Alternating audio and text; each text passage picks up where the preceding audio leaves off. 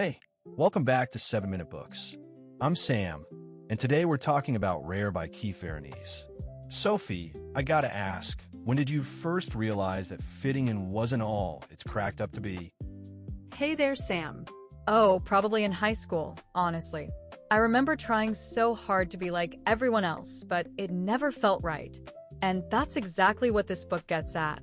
Rare is about why our differences are actually our biggest strengths, not things to hide.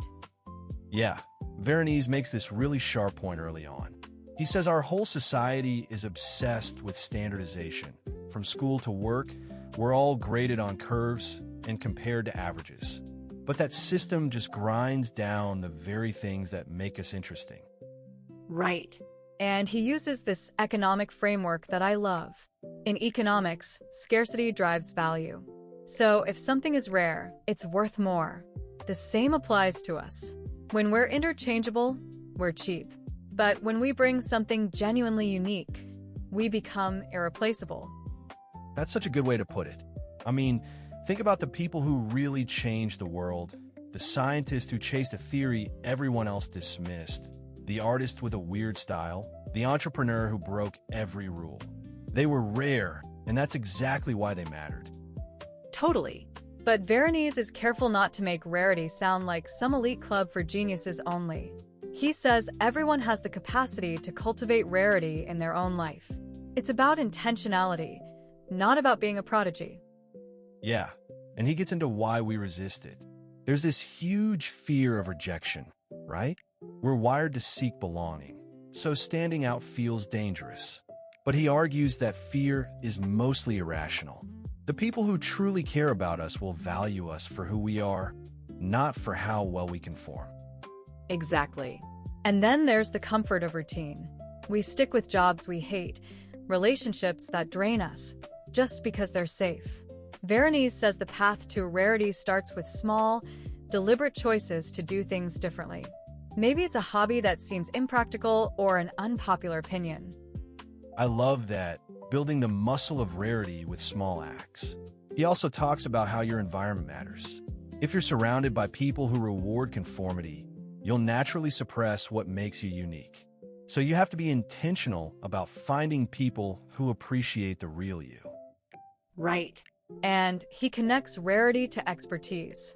True mastery in any field is itself rare. The master craftsman or brilliant surgeon, they've put in years of dedicated, often lonely practice. Most people want shortcuts, but the rare person embraces the slow grind. Yeah, and that's hard. He doesn't sugarcoat the dark side. Being different can be painful. You face criticism, misunderstanding, even hostility.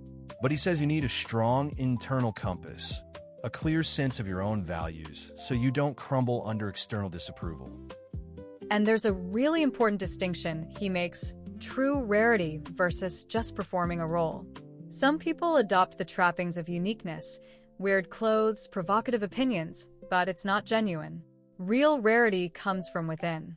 It's about being different in meaningful ways, not just looking different. Right. And he gives practical advice too. Start with self-reflection. Ask yourself what truly matters to you, what you're passionate about.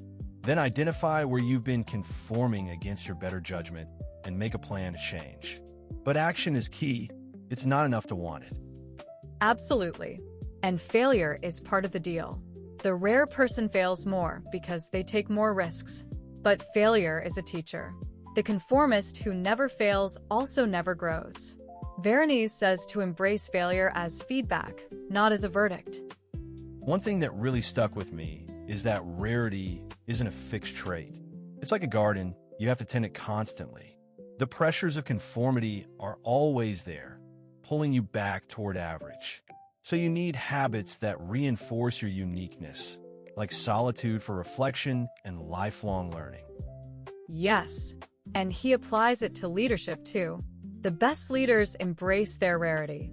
They bring a unique vision and authentic presence. People are drawn to leaders who are genuinely different, not those who just fit a mold. Their rarity itself commands attention. The ending of the book is really powerful. He calls on us to stop apologizing for our uniqueness and to start celebrating it. The world doesn't need more copies of the same person. It needs people willing to think differently and contribute something new. And the ripple effect. By embracing our rarity, we inspire others to do the same. We can transform families, communities, even societies. That's the real gift. The book left me feeling like the very things I thought were weaknesses are actually my greatest strengths.